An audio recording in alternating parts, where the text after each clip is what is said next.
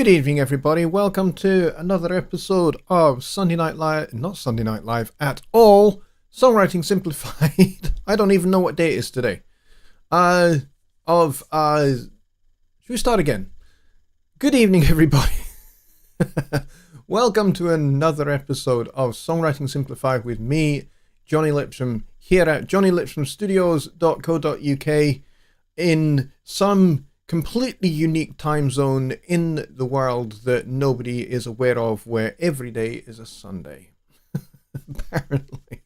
But anyway, I normally am pretty good at these intros, but unfortunately, lack of concentration right there at the start, at the most important point in the show, and I mess it up. So anyway, thank you very much, everybody, for joining me tonight for tonight's episode. And we have some great questions that have come to us courtesy of our very good friend over in Indiana, Mr. Chris Mrackner.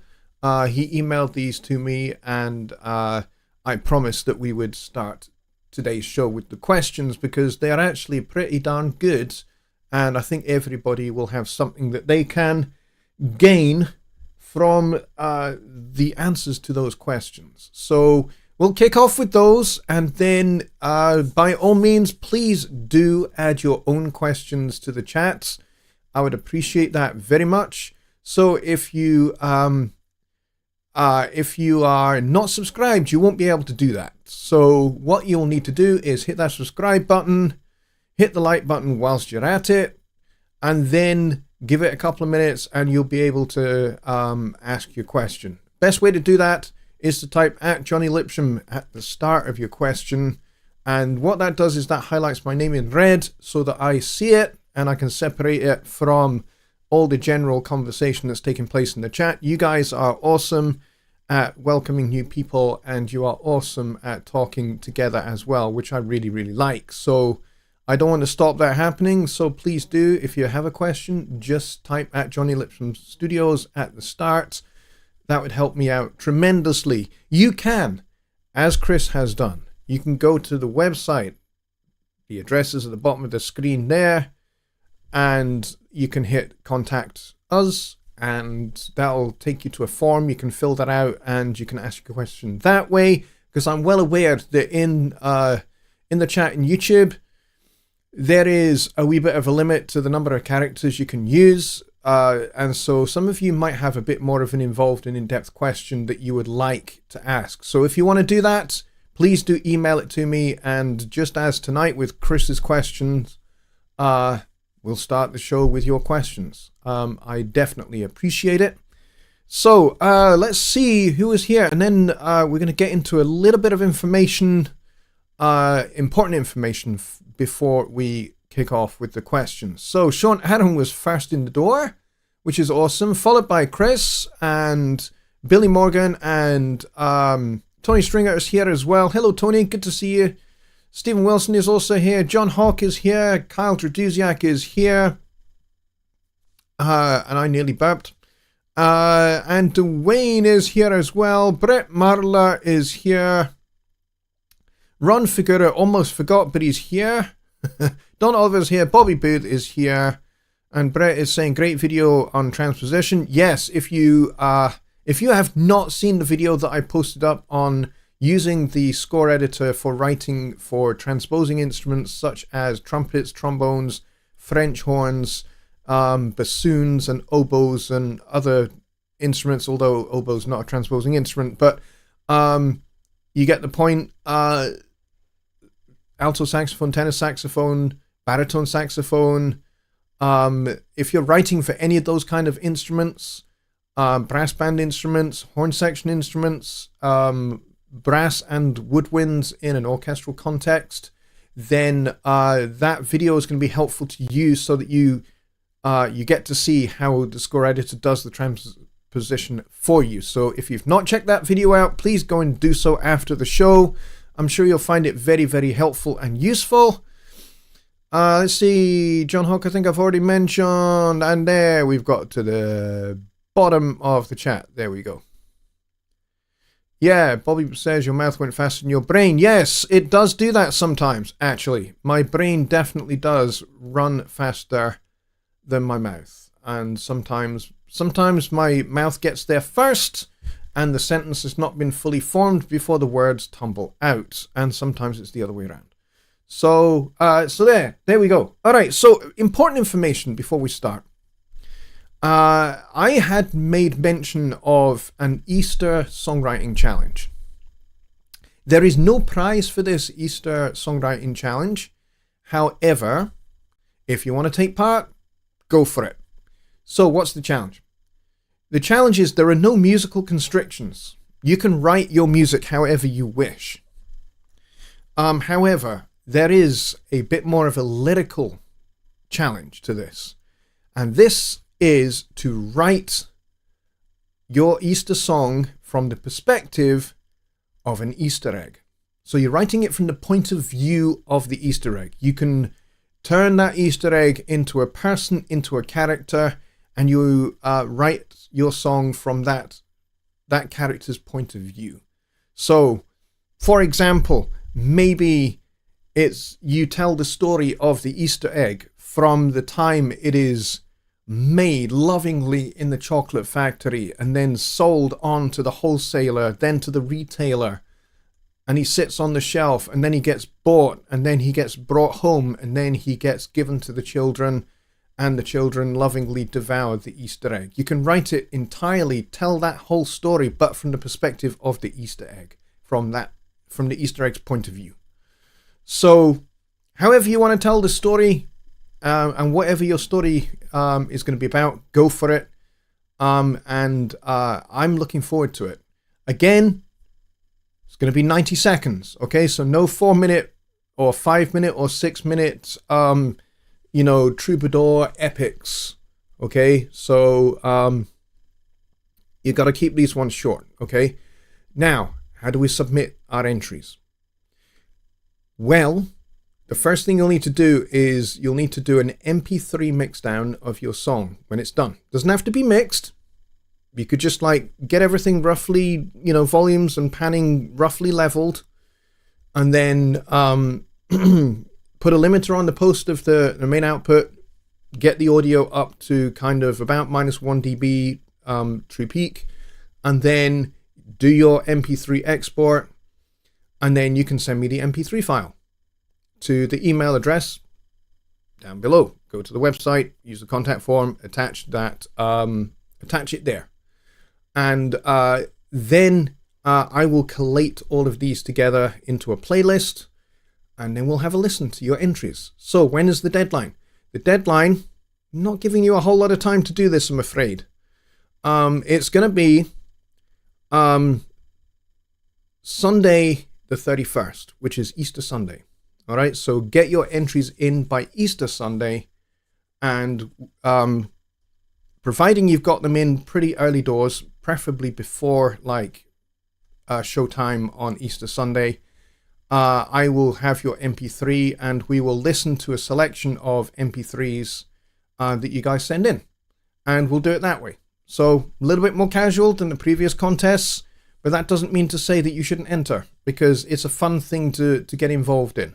So the more the merrier. If we have 7, 8, 9, 10, then entries, then I will play all of them. But the more the merrier. If we have 20 entries, even better. We can spread it over Sunday Night Live and then the following Wednesday as well.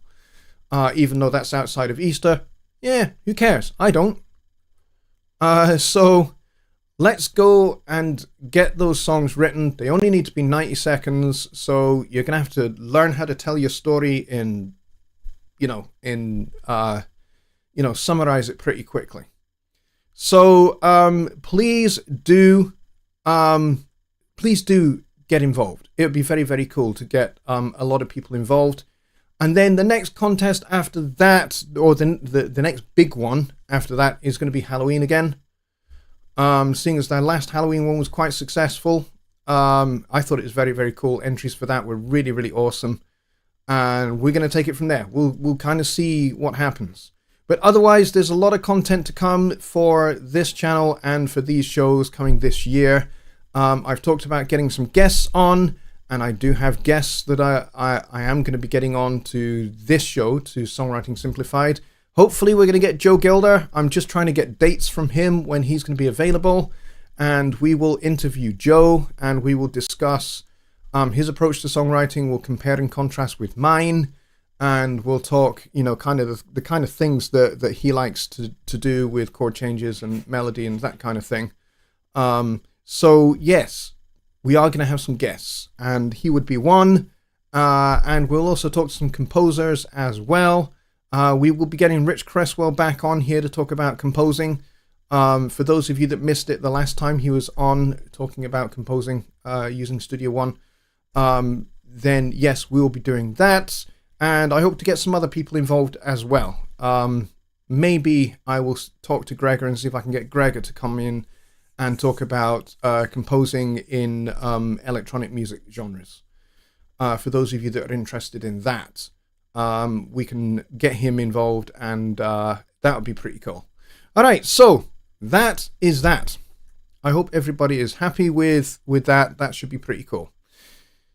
Billy Morgan says, sorry to everyone that attended Sunday night, the Sunday night Studio One meetup for New Orleans. He says, for my occasional absence with my current health/medication, I make often wheelchair visits to the restroom. I was notified by Gregor. That's not cool. Billy, I think we, if your absences are medical related, I don't think anybody has a problem with that at all. We're all pretty cool. The Studio One community is as much a family as anything. So by all means, if you need to take a medical break, then please do, just tell us. Make sure the people that are in attendance know that that's kind of what you're doing. So they don't think that you've just disappeared and we don't know when you're coming back. So, communication, as always, is going to be key. So that everybody knows kind of what's going on, particularly in the Studio One meetups. So that's kind of, as far as I'm concerned, that's really kind of the answer to that. And I don't think there's really a major deal, a major problem, so long as we kind of know what's going on, really. And if you feel that your medical status is kind of getting in the way of being able to, kind of run the meetup, then again, please do let myself or Gregor know, and we can help you out for sure. All right, so thank you for that. All right, so Chris says, sorry, I just had an emergency and missed all of the show up till now. I'll have to catch the replay. Chris, no problem. You've not missed anything. I'm still kind of doing the intro. We're about 20 minutes in the show. All right, so we're going to get to your questions now, Chris. So if you're able to stick around, then please, that would be awesome. But if you need to be away, that's fine. Then definitely watch the replay. All right, let's get to Chris's questions, because they are very, very cool. And then I'll take everyone else's questions. And then next week, we're going to get back to the last part that I want to do on melody writing, and then we'll move on to another topic to do with songwriting. All right, so he says, when writing a new song, is it more efficient to start with the lyrics or the melody? So this is kind of part one of a two-part question. So I want to kind of break this question that he has here down into a couple of constituent parts. So the first part here is, when writing a new song, is it more efficient to start with the lyrics or the melody? Now, I don't necessarily think that efficiency plays a whole lot of a part in what element of a song that you start with. I think it probably starts with when you start that song, what grabs your attention the most? What inspires you the most? For me, sometimes I start with, in fact, most of the time I start with the chord changes. Being a piano player, I just sit down and I start to play some chords. And if I, but that's not exclusively the way I work. I've talked about this before, 99% of the work that I do for songwriting is all done up here. So most of the time in my head, I'm hearing music. In fact, I'm hearing music all the time. But if there are chords that are going around in my head that grab my attention more than just background music in my head, which I hear all the time anyway, but if there's something that just like grabs my attention, I go, oh, this sounds pretty nice. Then I'll come and I'll sit down at the piano and I'll start to find where those chords are and I'll start to play them and see where that kind of takes me. Does that start getting me into adding some more chord changes to the initial idea? Or do I then start thinking about, start doodling around with some melody notes, some passing notes and that kind of thing? So that's kind of where I tend to start first. I tend to start with chord changes and then quickly move into noodling around with some notes that I know fit the chords. So I'll start with chord tones. I think we talked about this before. When we were in Notion, we were looking at just using chord tones or using the pentatonic scale. I am just going to mute this conversation for a little while so I don't get any more dings. So, so using the notes of the chord. What do I mean by notes of the chord? I literally mean, if you're on C major, make melody out of those notes. Now, if you think that that's impossible and that that's really, really limiting, guess what? Listen to the last post. The last post that's played on a bugle on Remembrance Sunday here in the UK, or you'll hear it on Veterans Day. Sometimes you'll hear it at military funerals and that kind of thing. That's all done using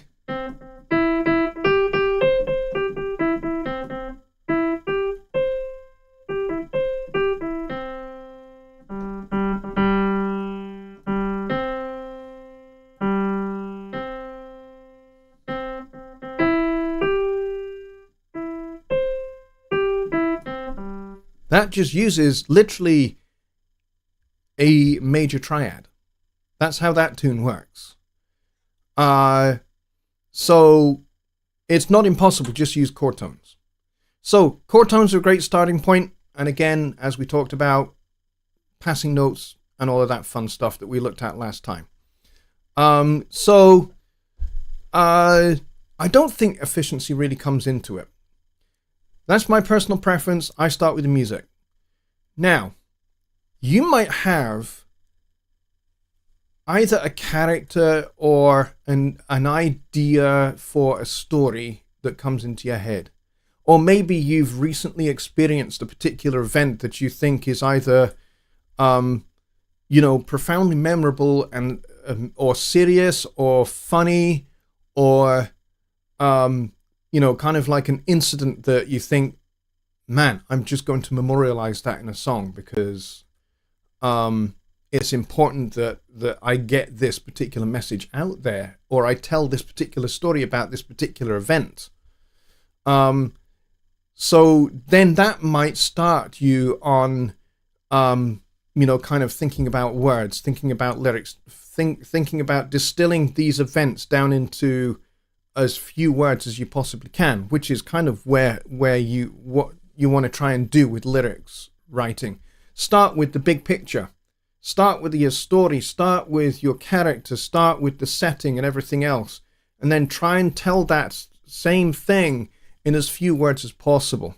So I don't necessarily think it's more efficient to start with lyrics or melody. I think you can start with either and still, come up with a really, really good song. So that's kind of part one. Part two, related. How do you know in advance who will sing the lyrics? That is a great question. So if I'm writing my song, how do I know who this song is going to be for? Am I going to be the one singing it? Or am I going to be writing it for somebody else to sing? I do both. I write songs for other artists to sing, and I write songs for my own records as well. I do both. And I certainly, over the last, 35 years or so, I've done both for a lot of artists as well as for myself. It's a good question, because sometimes I might start off with an initial germinal idea for a song, and I might start thinking to myself, oh, this song would be ideal for this particular singer that I know. Or maybe this particular great singer that I don't yet know, but I think I might just, reach out to her management and send this song to her or him, as the case may be. And so sometimes you can start down a particular road where you go, this is definitely for this kind of person. But then the more you get into the song, the more you realize, actually, I think maybe I would be better singing this than somebody else. And there are famous stories of songwriters who have, they've had in mind to write for, say, Barbra Streisand, and Barbara ended up saying, no, I don't want to sing that song, and so she turns it down, and it ends up going to, say, Gloria Estefan, for example, and then Gloria goes on to have a massive smash hit with it that sells millions and millions of records and goes double platinum. Barbra Streisand has missed out on that opportunity, but it's ended up being really great for this particular singer and for this particular production. And maybe it wouldn't have worked with Barbra Streisand at all. Maybe she has the wrong kind of voice. How do you know? How do you know who I'm writing for? Well, I guess that depends upon how personal your songs are in their content. For example, the ones that I write for me, I know I'm writing them for me to sing, because I tend to write quite personal songs. So they will be about characters and stories that I personally want to tell. And it may well be, and it actually has been in the past, where one of my songs that I've put on one of my EPs, a lot of people didn't really like it. And then there was this other singer that I knew really well, had a belting voice, really good guitar player, really, really fantastic voice. And he reached out to me and he said, I really like that song. How do you feel about me doing a cover of it? And I said, sure. I would love to hear how it sounds. And actually, what I learned was he did it better than I did.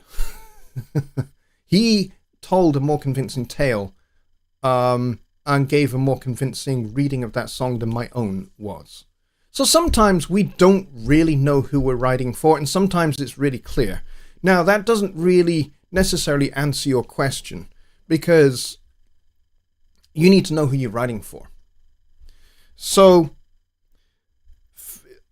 if your songs are personal, so you're writing about personal subjects, personal subject matters, or personal events that have taken place in your life, or things that you have personally observed, then I would suggest that most of the time those are going to be songs for you to sing. Those are going to be songs for you to perform, because they are personal. And they might not work having somebody else sing that song from your perspective, your point of view. That might not work. So for the most part, I think if you're writing something that is personal, you're writing it for you to perform and for you to sing. And if you're writing something that's maybe it's in a different voice, and by that I don't mean a different singing voice, I mean a different perspective voice. Like there's first person, second person, third person narrative, right? So if you're writing from a different voice, a different perspective, then it can be a good thing to have somebody else sing that rather than something that's personal. So I hope that kind of answers that question. So finally, the third related point to this question is, If they must transpose the music to match their vocal limits, how can you plan to not have the instrumentation pulled out of register? This is a great question. So this kind of covers a little bit of what I did in my video on transposing. And I've done other Sunday Night Live and, I've done other Songwriting Simplified shows where we've covered transposing. Instruments have a playing register, and that's kind of their restrictions. So there are some keys that are going to be easier for some instruments to play in than others. For example, if you are a guitar player, and so you're doing your song in E major, but you decide that you want a tenor saxophone solo on your song, that's going to put them into F sharp major.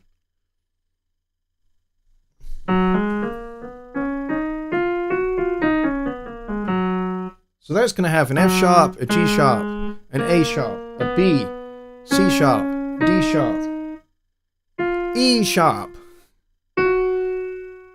and the F sharp above that. Yes, you are going to have an E sharp, believe it or not. So how many sharps is that? 1, 2, 3, 4, 5, 6 sharps. So that's going to put the tenor saxophone into 6 sharps. Now, since rock and roll music is entirely pretty much guitar driven, the key of E is a very commonplace key. So, you know, tenor sax players, really good tenor sax players like Michael Brecker, Chris Potter, Bob Berg, and Bob Mintzer, and a few other great tenor sax players like that, or Bill Evans.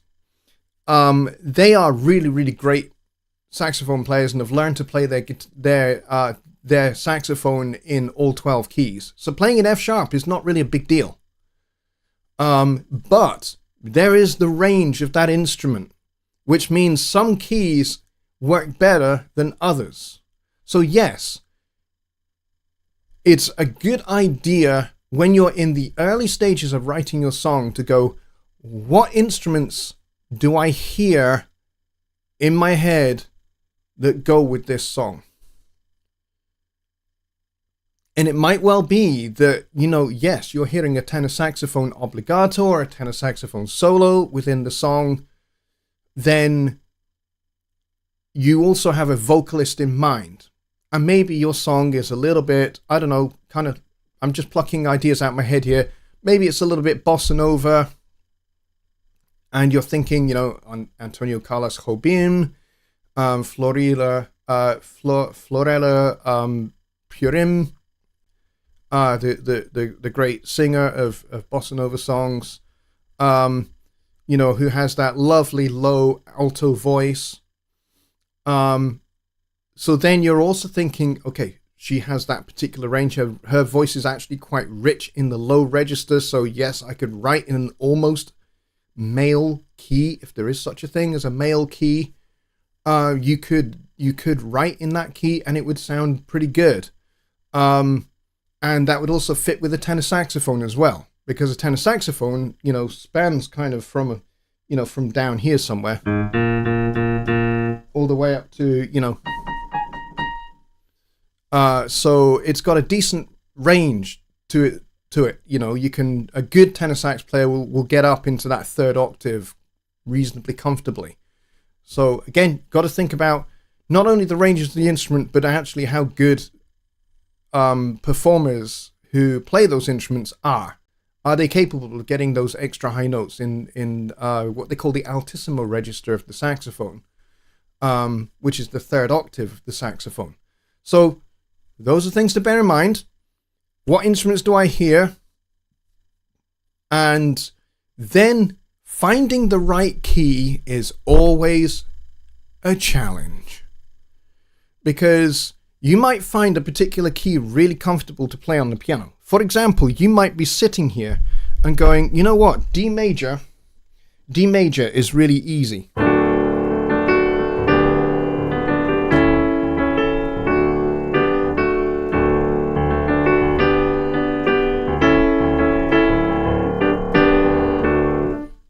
Which is fine for a tenor saxophone as well, because that just puts the tenor saxophone in E. Not a big deal. And, you know, most singers will be able to sing.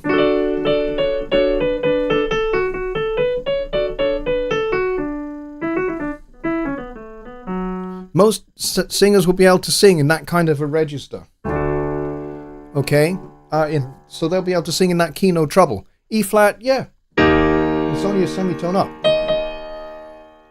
So if we're in E flat, well, what's that going to do to the tenor saxophone? That's going to put them in F.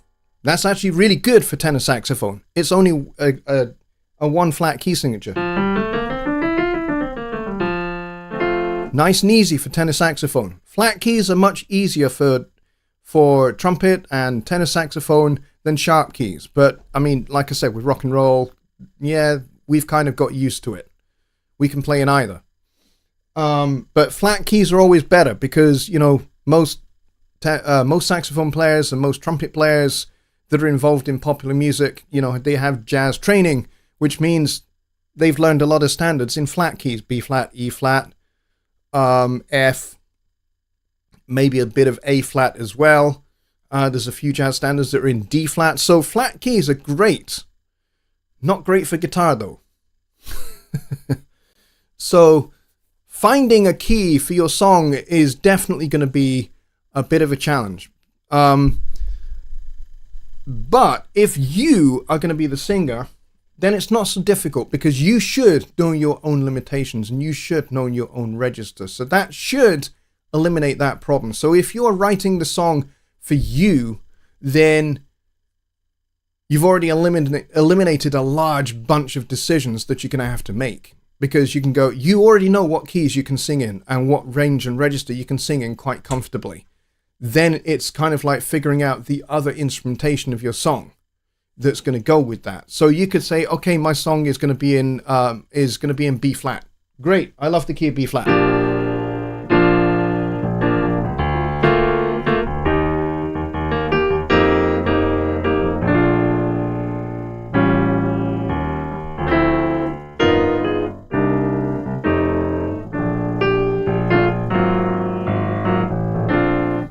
B flat is a lovely key. It's nice and rich and warm and great for saxophones, trumpets, flugelhorn, and, you know, other, you know, jazz solo instruments are perfect for that. Flute would work nicely with that as well.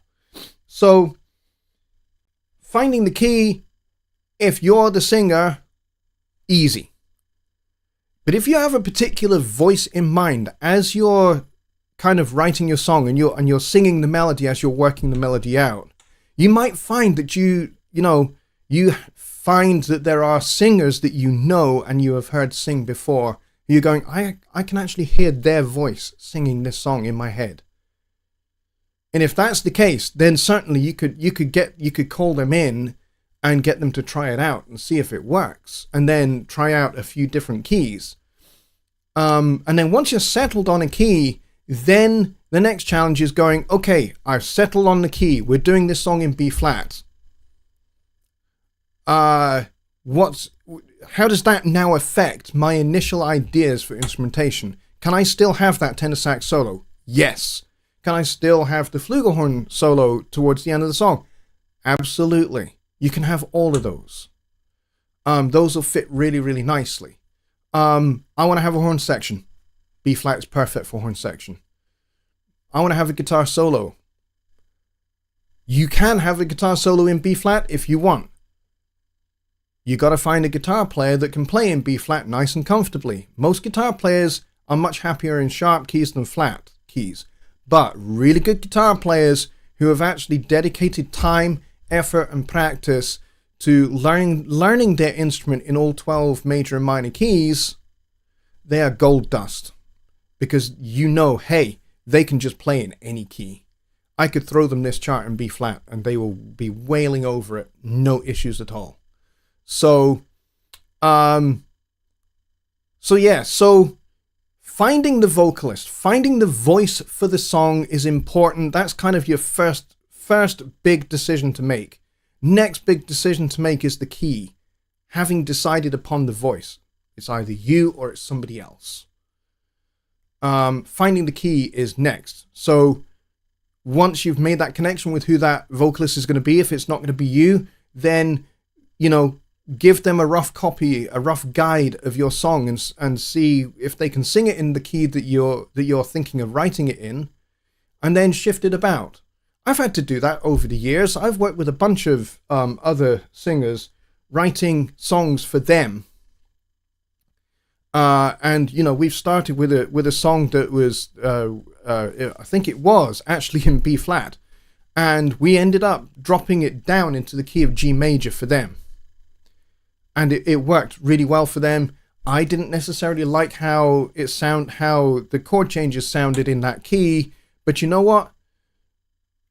Once I started to revoice the chords, what do I mean by revoice?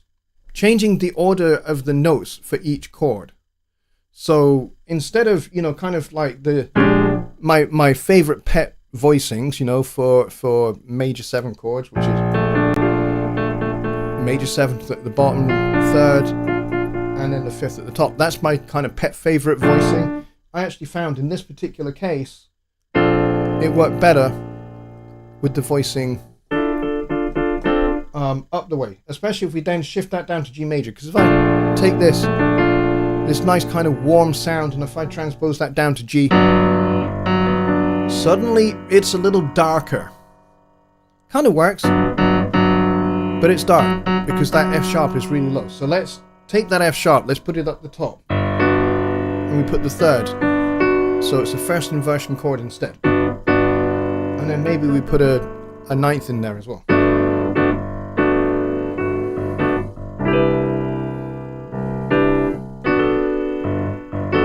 Maybe put the 9th at the top.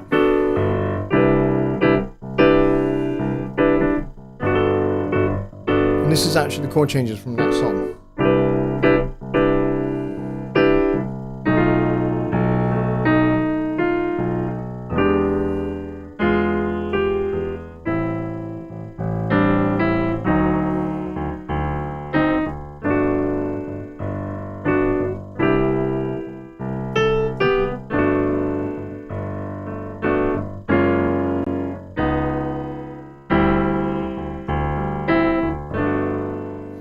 So yeah, putting the major 7th at the top, because it gave you this kind of, this was the melody.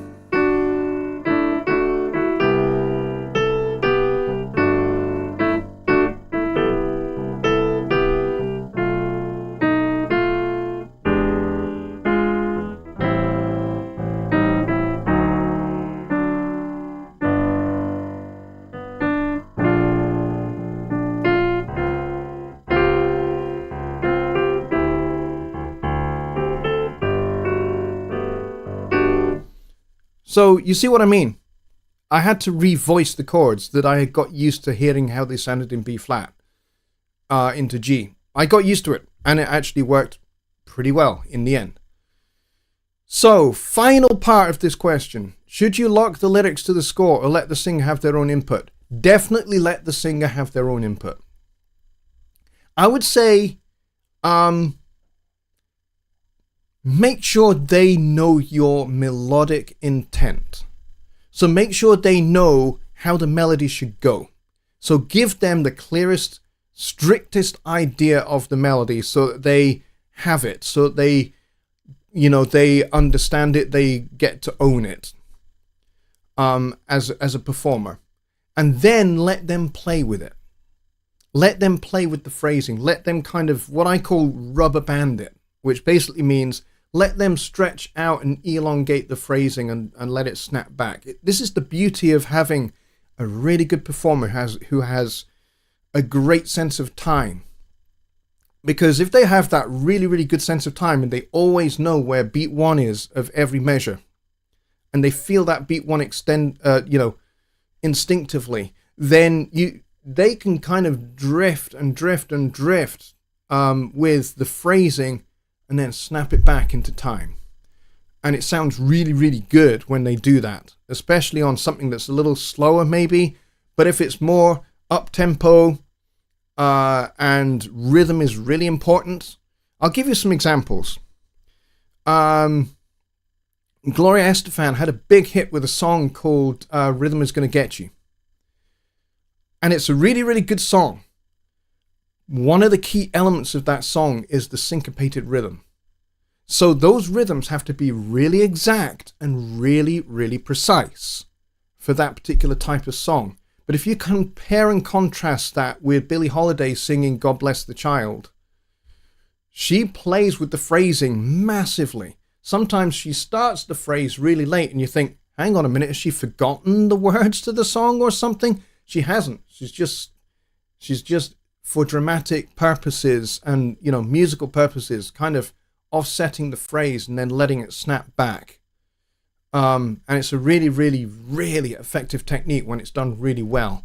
And it can actually add a lot of drama to your lyrics and therefore a lot of pathos and drama to your song. So definitely let the singer have some input on things like, should I stretch this phrase out? Should I contract this phrase? Talk to them. Have some dialogue, because at the end of the day, they're going to be the one that is going to perform the song. And so they need to kind of know how your song goes to start with, and then what they can do to kind of enhance the drama and of the performance of it. Okay, so I hope that helps answer those questions. His final question is, why did you pick the Easter challenges you did? Because I thought it'd be fun. And yes, it is quite the mental exercise to basically put yourself in the position as if you are the egg. And potentially you are going to be devoured by a bunch of crazy children. So, have fun with it. It was a fun thing to try out. But also to get the idea behind the challenge, the design intent of the challenge is basically to get you folks to think about writing from a different perspective than what you're used to. So, instead of writing about yourself or writing about experiences that you have had or things that you've observed or historical events that have taken place or, things that are newsworthy and noteworthy, this time you're writing about an egg, an Easter egg. And here's your opportunity to give that Easter egg some personality and some character and have a story for it to tell. But you're writing it as if you're the egg. So yes, you are going to write first person. So when you say I means the egg. So you're writing it first person. So for the purposes of this song, you are the egg. And you can write this in any style of music you want. It could be screamo, it could be bossa nova, it could be a Christa Berg love ballad, it could be whatever you want it to be. It could be pastiche Barbra Streisand and Marvin Hamlish if you want. I don't mind. Genre is not the important thing here. The important thing is the lyrical and voice exercise. And also having fun at the same time. And yes, 90 seconds, got to be MP3. Email me the MP3. Okay? All right, let's get to some questions for the last 10 minutes of the show or so. Let's see. Carole King. Yes, Carole King. What a legend. What a legendary songwriter. Somebody that wrote for herself and wrote for lots and lots of other people. Astrid Gilberto is another great bossa nova vocalist who had a string of hits with Antonio Carlos Jobim and Stan Getz as well, the bebop tenor sax player. He kind of made that kind of particular saxophone style for that kind of music very, very popular. So yes, thank you for that. Let's see. Carl says, the egg gets left alone as the kids devour older people. Yes, and the egg now feels like it's missing out. I like that. Let's see.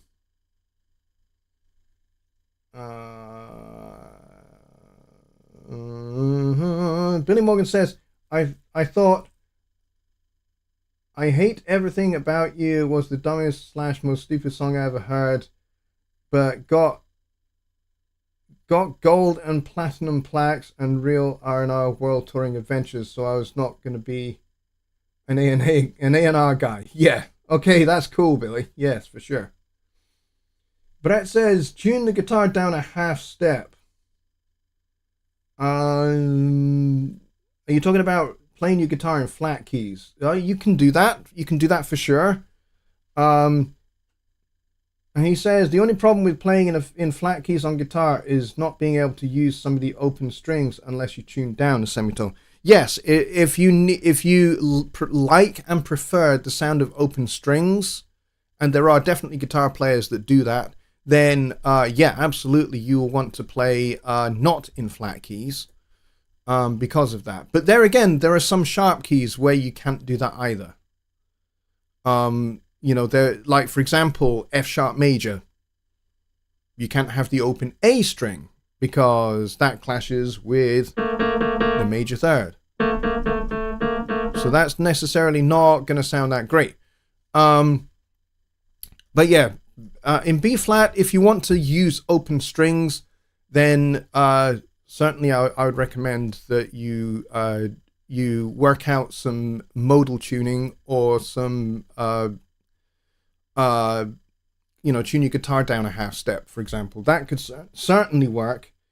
But yes, playing in some keys will require using a bar or a capo. Capo, however you pronounce it, are fine. Some people regard them as a cheating device so that you can play, you know, kind of D or G shapes, but be playing in B flat or E flat. I personally don't mind capos. I only have one small problem with a capo, and that's this. They do actually put your guitar slightly out of tune. And here's why. When you put that capo on, you're effectively shortening the neck and therefore the string length of the guitar to force it to be in a different key. And by doing so, you are also altering the harmonic series of the fundamental tones of the strings. And so when you do that, some of the overtones of the fundamental tones will be out of tune, which means as you go up the neck of the guitar, when let's say you've got a capo on the 5th fret and you start working your way up the guitar, you might find that it sounds like the intonation is off. The intonation is not off. There's nothing wrong with your guitar. That's the harmonic series in action, because the harmonic series is mathematical. Pythagoras worked it out centuries ago. It's a mathematical phenomenon. It's how sound works. It's how acoustics work. But the thing with the harmonic series is if you disturb its order, there are some odd harmonics that you can end up making too sharp, and some even harmonics that you can end up making too flat, and it just sounds weird. The overtones of the notes just sound weird, and what that does is that can change the tone of a string. I'll give you an example from a church bell. Why does a single solitary church bell sound so mournful? And it does, but why? The reason? It's the overtones of the bell. When the hammer strikes that bell is in a particular shape and pitched at a particular pitch so that its harmonic overtones are a little bit flat. And that's the harmonic overtones being that little bit flat. What they do is they shape the tone of the sound of that note on the bell. It makes it a little bit darker, a little bit less bright. So if you to look at it on an EQ curve, you'd see, you know, maybe a bit of a dip in the upper mids, around about, you know, 1.5 to 3.5K. There would be a little bit of a dip because those harmonic overtones are being masked by some of the lower harmonic overtones, which are definitely a little bit stronger. And so you end up with a bell that sounds a bit mournful. So likewise, when you use a capo on the guitar, you can have that effect on the guitar. Now, as it happens, capos don't actually have a profoundly strong effect. Most people won't notice it. But there are some people that will notice it. I notice it. I hear it. But there will be most people that don't, which is why it's been a successful design tool. A successfully designed tool.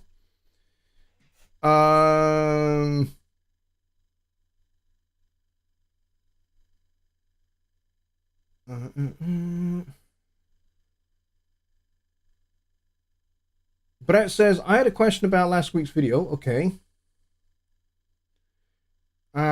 And he says, I noticed that on the bars where the 2/5 movements, that some notes were called passing tones that were actually tones of the underlying chord. Are they passing tones because they're diatonically different from the key? So in a 2/5-1, or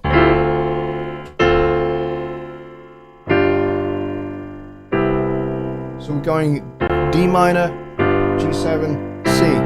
So, diatonic passing notes would be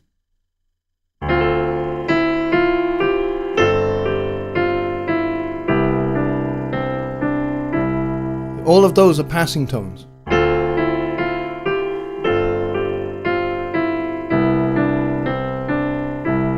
Okay, that's all diatonic passing notes. Now, if I was to make these chromatic, I could do something like, I could go up to that F sharp, which does not belong to the key. That's a chromatic passing note.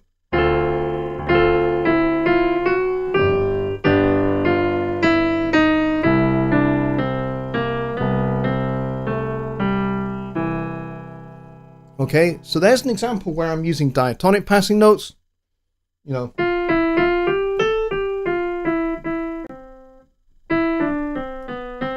Okay. Whereas the second example,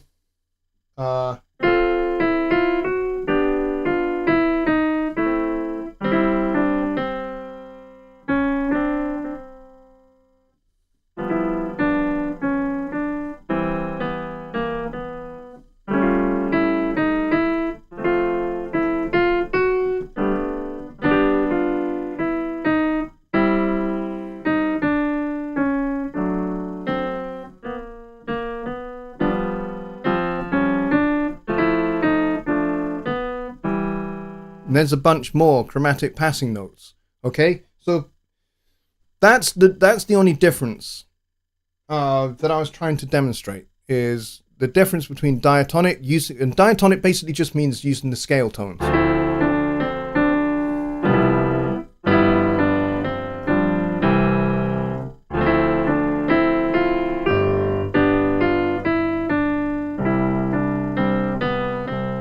All of those are diatonic. They are of the scale of C major.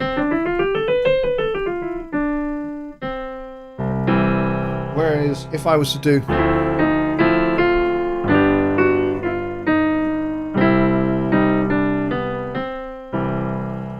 those were chromatic passing notes. They don't belong to the scale. So the F sharp and the E flat don't belong to the scale. So I hope that helps you understand that, Brett. It's a good question though. Nina. Brett says, but if you're playing an F sharp over D7, F sharp being the third of D7, wouldn't it be a chord tone? Yes. Or is it a non-diatonic since it was since the piece was in C? If I was using a D7 chord, D dominant, then yes, the F sharp in that context belongs to the third of the D7. All right, so, but why would I use D dominant as chord 2? I wouldn't. I would use minor. Okay, so if I had used D7, then it might have been because I was actually going to the key of G. Okay, so I might have done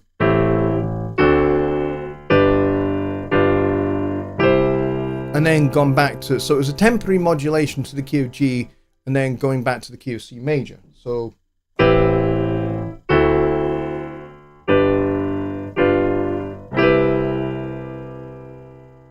it was only a passing key change, not a permanent key change. So yes, the D7 would be a diatonic note in that context because it belongs to the key of G and not the key of C.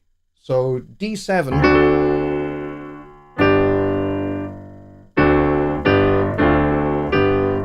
that's the chord, that's chord 5 in G. So that's kind of my destination. So the F sharp suggests we're going to the key of G. So if I was in C major,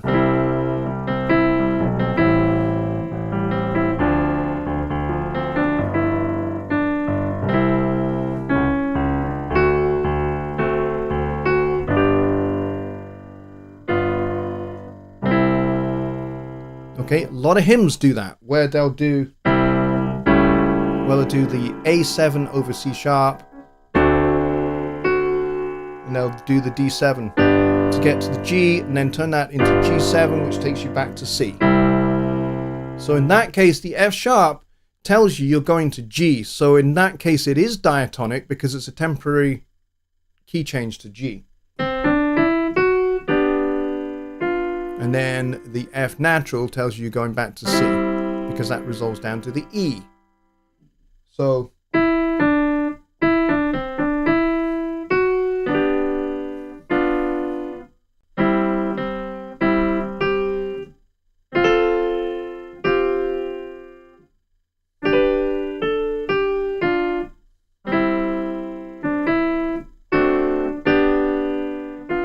see what I mean?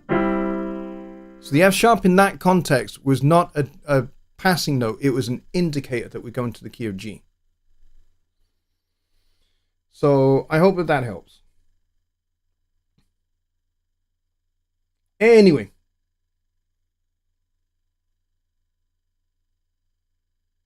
Let's see. We have reached the end of the show, folks. We have run out of time. I've just taken a note of the time. Just Bob says they do make capos with adjustable pressure to help correct that issue. Yes, they do. The more expensive ones are definitely the ones you want to get because of that. You can adjust the pressure so that you can make sure that you are adjusting the harmonic series as little as possible. But that is a great point to make, and it is a great point for us to finish on. Thank you very much, everybody, for joining me tonight. You guys are the best, and you guys ask some of the best questions, and I appreciate all of you immeasurably. And I think, by the look of it, it looks like we had 22 people here at our peak and 20 likes. So it would be nice if we could get 2 more extra likes, please, before I wrap up. But thanks a lot, everybody. Thank you, Chris, for the email. I appreciate it. Very, very good questions. And again, if you have a longer form question that you want to ask, please do hit me up with an email. And that's whether it's a Studio One question for Sunday Night Live or a songwriting question for Songwriting Simplified. I don't mind which at all. And you know, if you do have something that's a bit more Studio One orientated, then we'll punt it over to Sunday night. And if you have a more songwriting kind of question, we'll do that on a Wednesday. Okay, I want to try and keep these shows kind of a bit more strictly separate. But thanks a lot, everybody. We do have a Studio One meetup tonight in about an hour's time. I will not be going because I have an early start tomorrow morning. So I will be heading straight to bed pretty much right now. But thanks a lot, everybody, and I will see you on Sunday for Sunday Night Live. Have a good one. Good night, everybody. And that's the wrong button. That's the one I wanted.